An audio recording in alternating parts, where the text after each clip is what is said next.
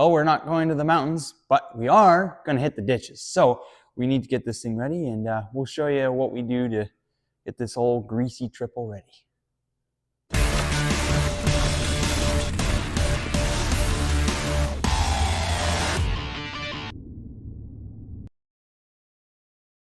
First thing on our list is we have to rejet the carbs. So right now it's set for 3,500 to 5,000 feet, and we need to set it to about 2,400 is where we're at right now. Look at that, Link. The old greasy triple. Yes, sir. All right, Link. So to get to these carbs, we got to take a bit of stuff apart here. So we have to take the air box out, and then we have to take the carbs off and do that. So you got to take this cover off. You got to disconnect your throttle cable and your choke or your oil cable, which are up in the handlebars.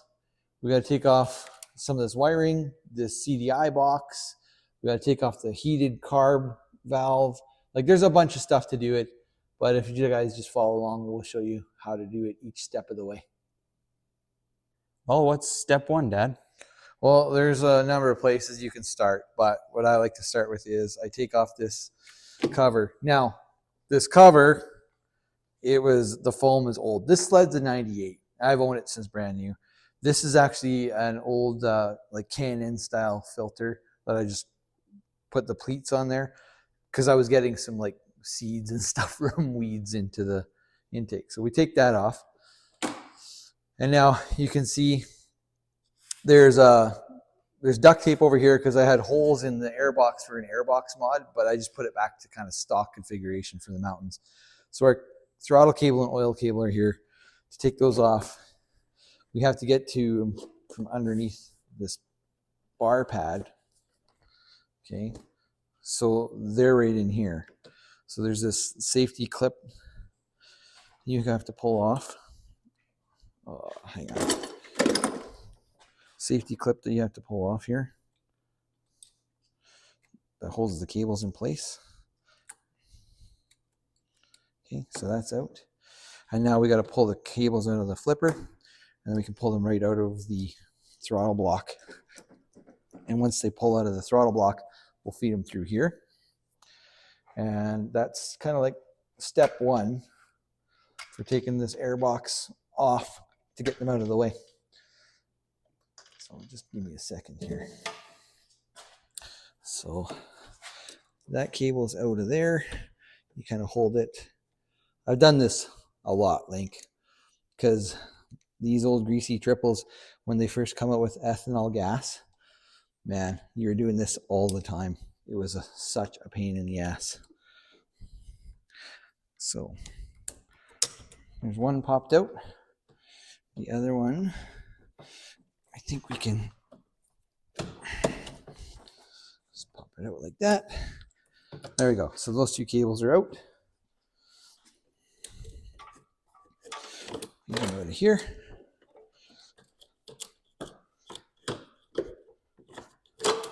And that's that. So those are out of the way. So you don't have to take them completely off of the carbs and stuff.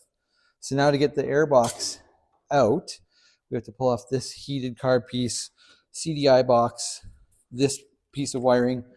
Then there's a 10 mil bolt here, and this fuel vent line has to come off too.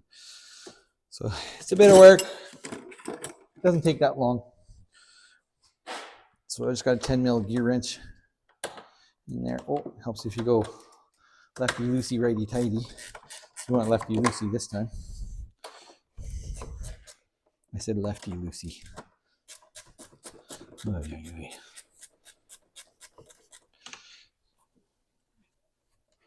So we take this one off. I know this is riveting in video, hey Link? Very.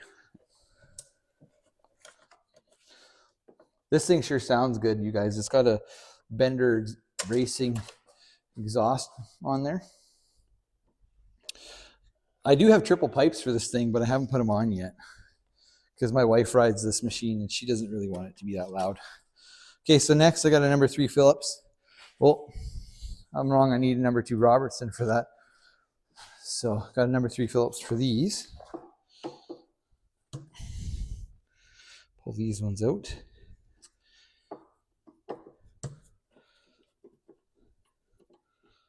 So when you get down to pulling these out, we don't actually have to take this stuff all apart to get the carbs off.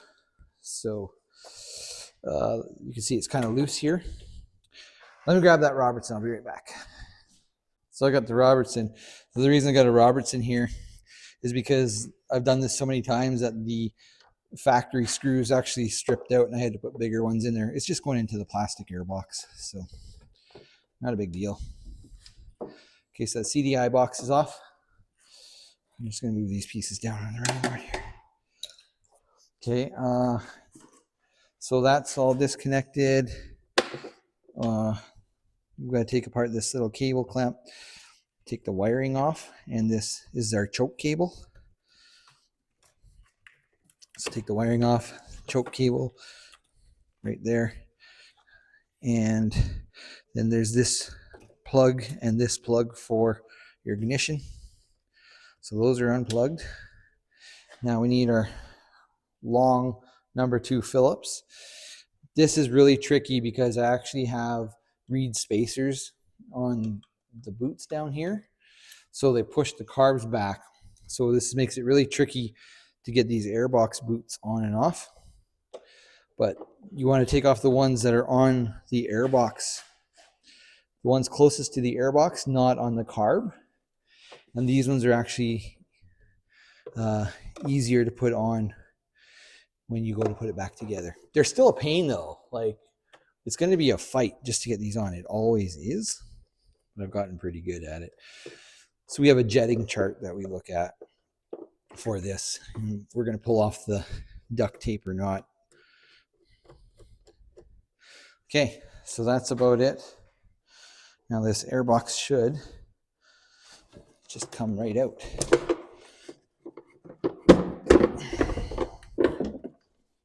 All right, step 1 is done, Link. All right, Link, so now we got to take these 3 fuel lines off the 3 carburetors. So these fuel lines I've replaced a few times and they get like hard and crusty. I got gloves on because it's a greasy triple. But we got to cut these little zip ties off and then take these clamps off, which are just kind of loose anyway. Then we have to loosen off these 3 clamps. The carbs should just pop out. We can flip them up. We'll put some paper towel underneath so we don't drop anything in the bottom of the sled. And we'll show you guys how to change the jets. So I have side cutters to cut the little zip ties. I got needle nose for those little clamps. But I think they're just going to slide down. And we'll just take those off right now. So when I do this, I try to be careful that they don't go flying inside. So there's like one there. You see the clamp. Look at that. Just slides right past. So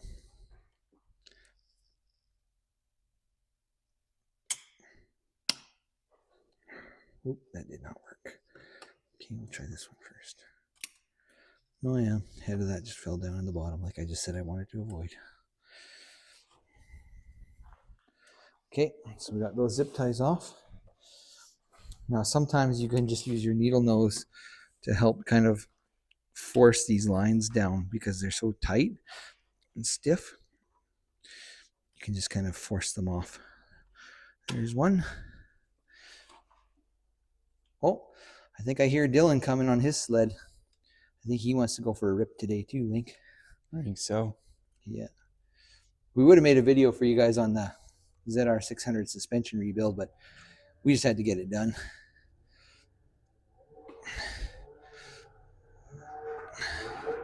Yeah, he's definitely outside.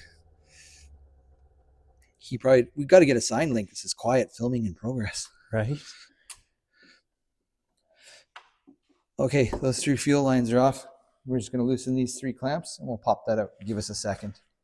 So we forgot to show you guys that we loosened off the clamps from the boot to the carburetor. No big deal. This just pops off like that. Pull this clamp out of here. So now we can pull this up and we can get to each of these bowls. But before we do anything else, I'm going to put some paper towel in there so that we don't drop anything down either into the engine or the bottom of the engine bay. Just kind of catch things. Plus, there's probably going to be a bunch of fuel in each one of these bowls that's going to spill out. So put a bunch of paper towel in for that. Oh, jeez. Oh. I meant to do that. Cat-like reflexes. Okay, this is a 17 mil, and then the main jets are right in there. But we got to go look at the jetting chart and pick out the right ones. So we got to do that first. Okay, so we got our 17 mil wrench to pull these caps off. We grabbed the drain pan just in case there's a bunch of old gas in there. And then right underneath that is the main jets. You could like drain them out of each one, but like who cares? It's just going to come out of that big hole there anyway. So 17 mil, pop her loose. And then, oh, look at that link. There was no gas in it. Yep, she's old gas, all right. Okay, so the other thing, when you go to do these jets, you've got your clutch side is called your PTO side, and then the opposite is your mag side or magneto side. Your clutch side is always a little bit fatter, a little bit richer than the magneto side. So we have 3 jets. One of them is a little bit fatter.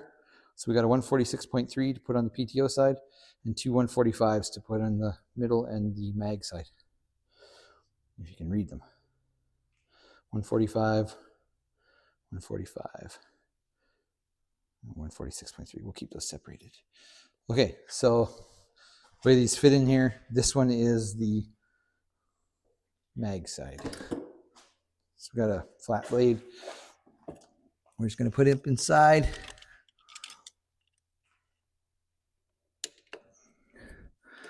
Pop this jet out.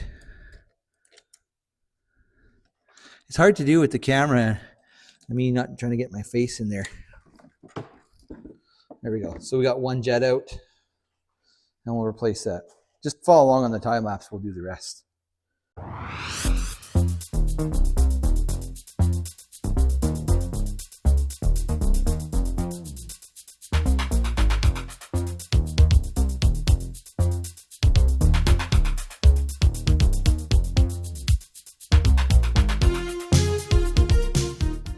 Now that we got those jets changed out, we're just going to put it all back together in the reverse order.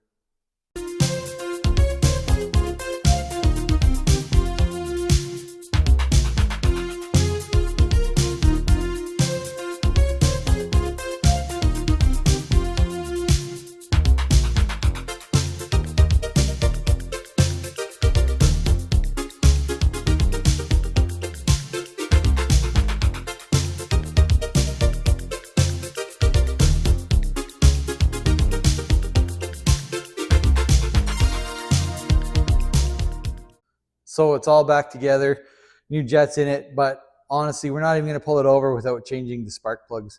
This greasy triple Yamaha, it eats plugs like crazy. So we're going to put new plugs in, and I got some synthetic 2-stroke gas. We're going to pour down each plug hole, give her a few tugs, and see if we can't get her running.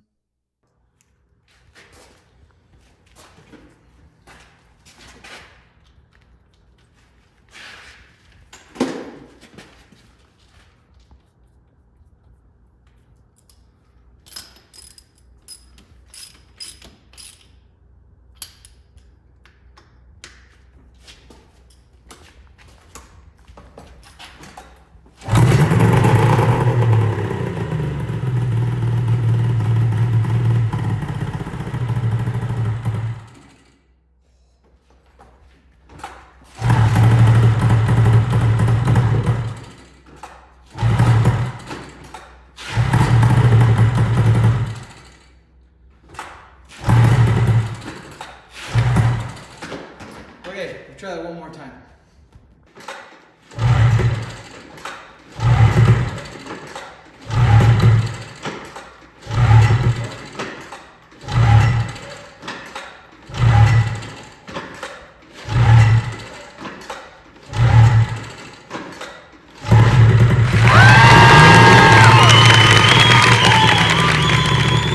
More things we need to do before we ride is we need to check the chain case oil. So you pull this out.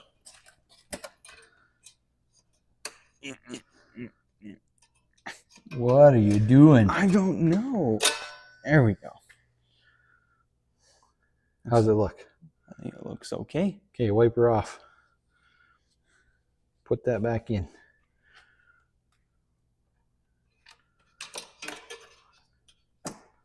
There we go. You gotta hook that on there, Link. There you go. All right, now, do you know how to check the tension on the chain? No. Okay. See right here, Link? Yeah. There's this nut and this bolt. You want to back that nut off, tighten that bolt up, finger tight, back it off quarter turn, tighten that, and lock nut again. So we'll do that. Now we have to check our oil and coolant levels. So right here, this is our coolant. And it looks okay. And the oil.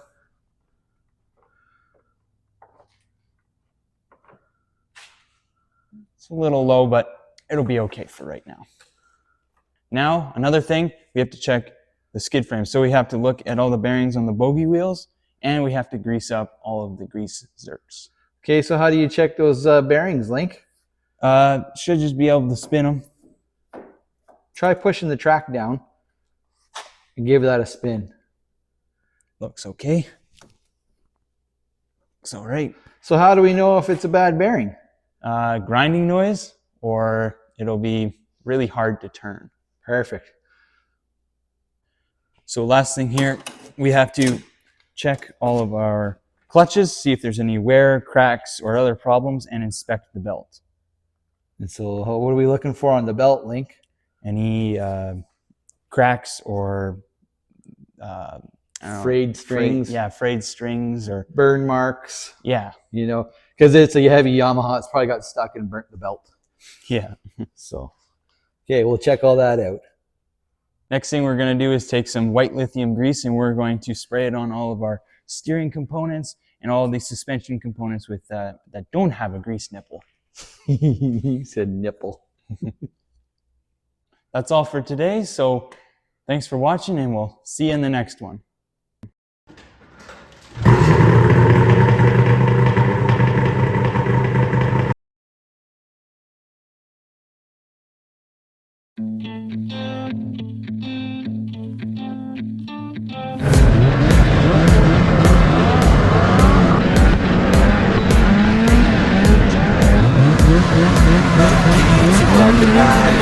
Make all the demons quiet, yeah. We were built to thrive, yeah. I think that we've all had enough. Keeps you up at night, yeah. Make all the demons quiet, yeah. We were built to thrive, yeah.